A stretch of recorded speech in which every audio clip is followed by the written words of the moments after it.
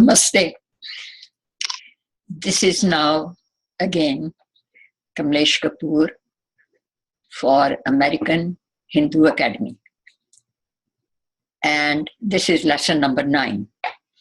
In the last lesson, we discussed the essential nature of Dharma and how we cannot decide on a name of something which is beyond our comprehension or even a reference point. So in this lesson, it is so hard to give a name. And when people say, my God, your God, it really makes no sense at all. Because A, humanity is one. The universe is one whole thing. And the cosmic reality, if there is a creator, that is the consciousness, larger consciousness, that is the reality of the divine creator. And beyond that, we can describe it, we can mention that, hey, this is how I feel. It really does exist.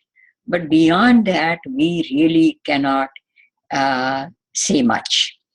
So this lesson will give some of the attributes of the divine, which almost every person with a little bit of common sense and open mind can really feel and absorb by looking at the natural phenomena and with a free mind. So we are going to mention some of the chants which explain how Hindus see the divine. So let's see. This lesson will describe then the qualities or the attributes that we feel the divine creator has. So there is a visual imagery reflected in the Vedic hymns. We will touch some of those things. And then there are verses from the Upanishad, which are later commentaries, the essence of Hindu philosophy, how we are linked to the entire or all components of the universe. So we understand also the evolution of Hindu traditions from the Vedas through the oral tradition to this day. So the divine is unseen. Obviously, we cannot put down a figure which is anything like human beings or anything that we can comprehend. So it is unseen, but it is not unfelt. Some supreme force is there governing the material world or all the galaxies and the universes. So we say it exists because we feel the reality of it and we see the attributes and qualities which are not our creation, but something else is creating that.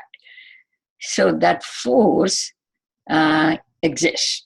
This attribute quality in Sanskrit is known as Sat. Don't read it as SAD, sad. Is show a sound, no sound at all. So Sad. The word doesn't mean truth. Many people confuse it with the word truth.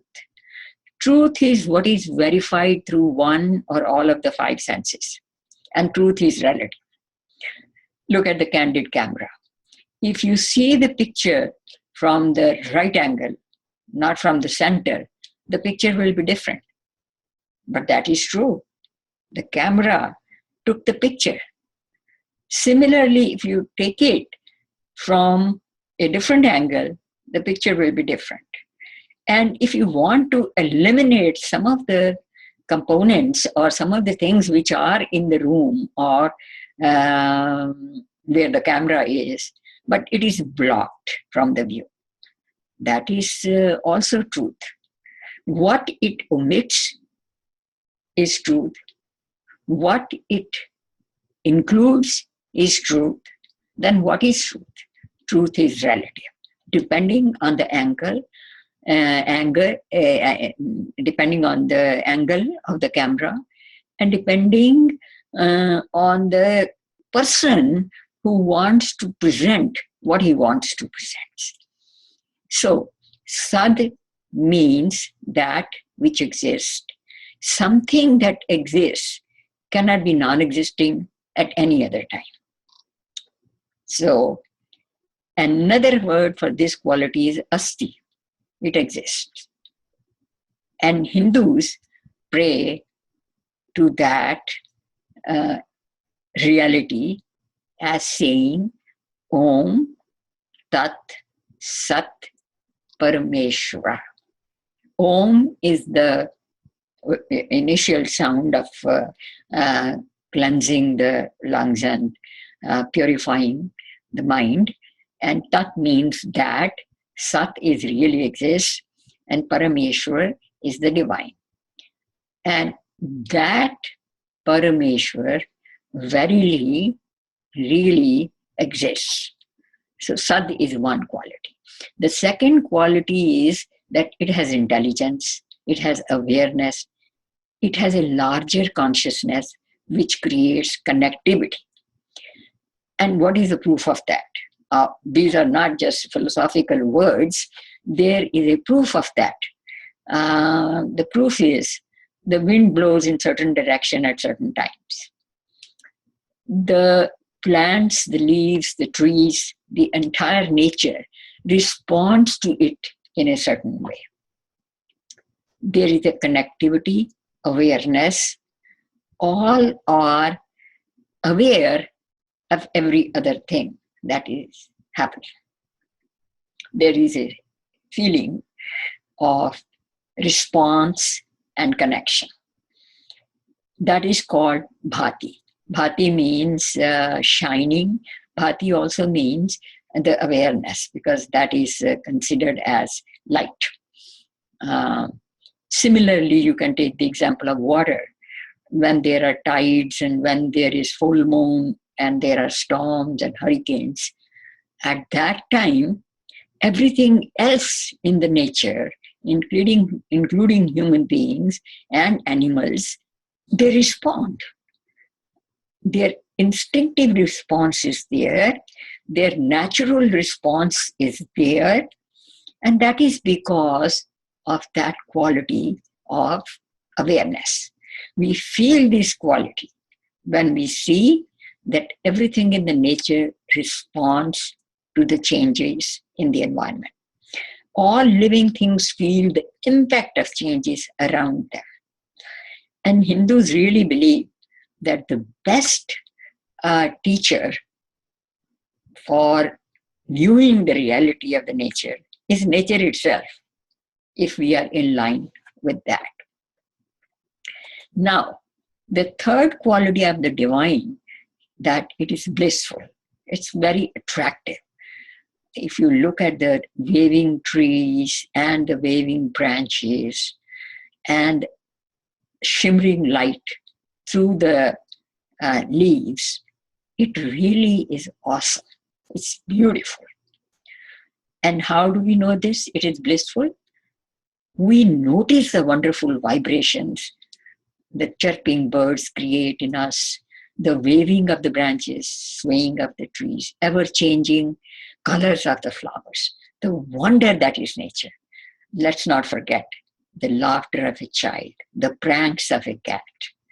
All of these are blissful. The world is really, life is really attractive. All life, when it is in sync, aligned in a natural way. So this way one can go on and on, explaining the vibrations which are attractive. So this quality is known as attractiveness, and the Sanskrit word is priyam, which means something which is which we love. and which is so blissful, comforting. So then we say the divine is Sat, Chit. Chit is awareness. Anand is bliss and Priyam. So combined together, the divine can be considered or known as Sat Chit Anand. And when we combine it, we omit the T or D, and then it is Satchidananda. Satchidananda. Okay. So now, does it matter if we call the Creator by one or another name? That's it. Satchidanand is our word.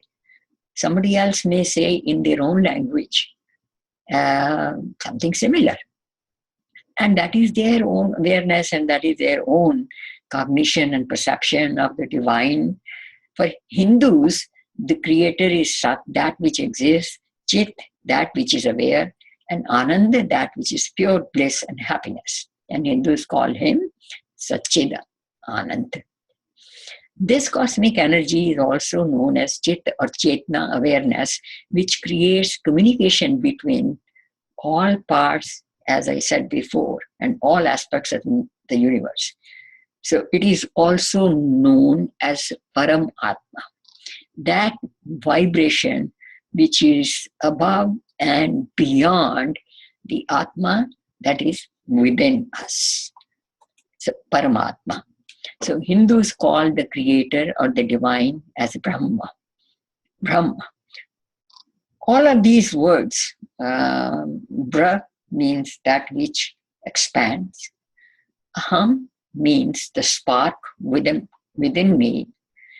And that spark, when it explodes in all different directions, that is Brahma. So we have literally hundreds and thousands of names for him. Also, each language have the various regions of the country, has different names for the same reality. And does it matter if we call the Creator by one or another name? And that is the question, which is fundamental to social relationships, to global relationships, and relationship between different ethnicity. Because for this name of the Creator, we are killing each other, we are fighting with each other. Now here is a quote which I borrowed from, of course it is not by him, but I borrowed the quote from him, V. Rangarajan. And he says, Yam Vadika, Mantra Dridrisha Purana, Indaram Yamam, Matrishwan Bahu, Vedantino, Anirudh Chaneyam Ekam, Yam Brahma, Shabdena, Vinir Dishanti. Shivayam Isham Shiva, Ityavachan Yama, Vaishnava Vishnuriti Stuvanti. Buddha Sthanantaram iti Buddha Baudha Jaina Sat Shri Akaleti cha Sikh Santa Shastati Kachit Kumarah Swamiti Matiti Piteti Bhaktya Yam Prarthanayanti Jagdish Itram Sa Ek Eva Prabhur Avidithya. Which means, let us see the literal meaning, the ultimate reality, that ultimate reality, whom the ancient Vedic seers address as Indra, Ya Matrishwa, the inexplicable one, whom the Vedantins point out by the word Brahma. The Lord, whom the Shaivites call as Shiva, and the Vaishnavites adore as Vishnu, whom the Buddhist and the Jains call by the name Buddha and Arhan, respectively, and the six saints as Sat, Sri, Akal. Sat Siri Akal, again, the words are Sat, that exists, Siri, glorious, Akal, timeless, whom some call as Shastra and some others as Kumar, some with utmost devotion as Swami, Mata, Pita, that supreme creator of the world, whom all people pray to, is one, non-dual Lord. Non-dual Lord. It is one reality, indivisible and spread out. Everything is within it, and yet that reality can be out of it. And people who do not believe in all of this, the non-dual Lord or Ishwar or the divine creator, it's all right. They also exist in the same, under the same umbrella of the universal vibration or the universal consciousness. So Atharvaveda says, na dvitya, not second, na trityosh, chaturthi na upachyate, na panchamo, na shashtaha, saptamo na upachyate, na ashtamo na navamo, dashmo na upachyate. Meaning, he is called neither the second, nor the third, nor yet the fourth. He is called neither the fifth, nor the sixth, nor yet the seventh. He is called neither the eighth, nor the ninth, nor yet the 10th. In other words, he alone is one supreme being. And that is beyond discussion after this.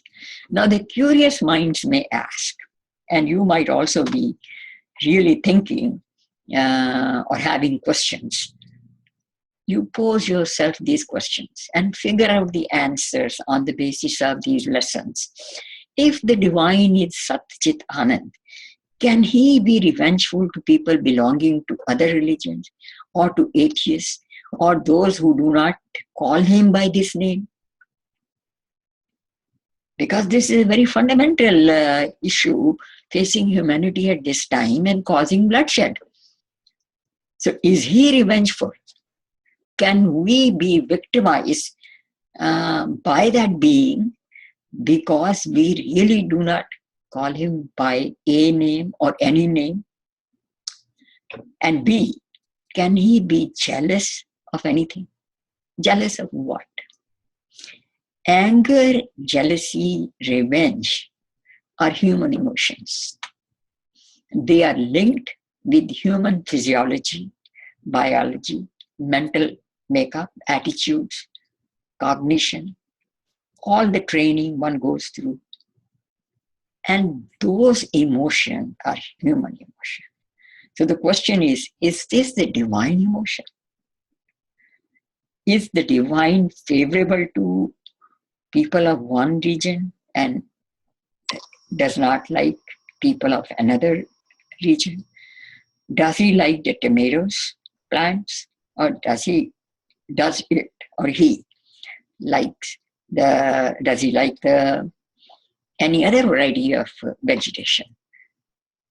If the answer is no, then we can safely assume that the divine has no physiology, no biology, and no human emotions. We can consider this as a collective consciousness or may view it as he, she, it. And surprisingly, people, when they try to translate Vedic hymns and Hindu prayers and chants, they somehow say Hindu gods and goddesses. That is the most misquoted or mistranslated word. It creates a confusion. And I think it's a deliberate implant in Hindu Dharma to vitiate the understanding of the non-Hindus about Hindus. So as far as Hindus are concerned, that can be it. Many chants, they start with it. Like we said, Om Tat Sat, that, that, that. And we can say, you are the mother and the father. Now we are having male, female both. The duality in the divine.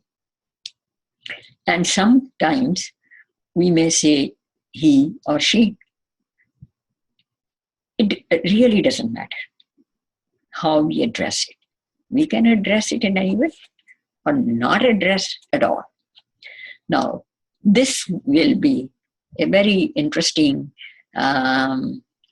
chant, prayer from Isha Upanishad. This is the starting one. It says, Om Purnam Ada. Ada is that. Purnamidam. Idam is it. Purnat Purnam Udachyate. Purnasya Purnamadaye Purnameva Avsheshyate.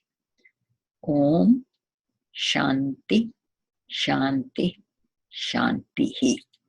Now let us see the meaning of this. The meaning is that divine reality is complete. Complete means perfect. It leaves nothing out. And this reality of the universe or this planet is complete. From that complete, perfect thing, this complete planet and the universe, Brahmanda, is born. After giving birth, giving rise to all these universes, that complete is still complete. Purnameva Avsheshyate. It remains still complete. And it is an extremely valid kind of thing. First of all, it says that it is complete. This is another aspect of the divine. It also says that it alludes to it. It doesn't say he, she. The divine creator is considered it in this particular verse. And it is also, it's amazing how it happened that so many thousands of years back, these sages and ancient wise people could think of such a profound mathematical reality. Purna is infinite, leaves out nothing. Okay? Infinite gives birth to infinite, and it still remains infinite. So infinity minus infinity is still infinity. So this is how we describe the divine. We can give a name, any name, or not. We can believe in any aspect of it or not. It is independent of our understanding and comprehension. So it is a highly philosophical lesson, but using common sense, one can see, understand the focus or the thrust of this lesson.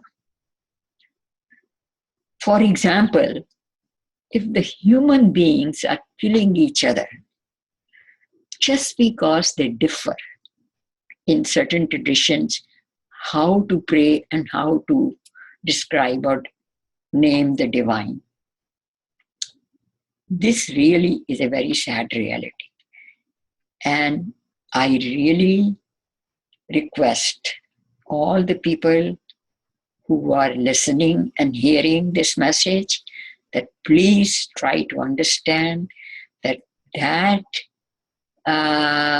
which is one can be described in several other ways. And Vedas say, Ekam Sad Vipra, wise people, Bahuda Vadanti. Truth is one, reality is one, but the sages call it by different names. Having said that, we will continue with the next lesson, lesson 10. Thank you very much and namaste.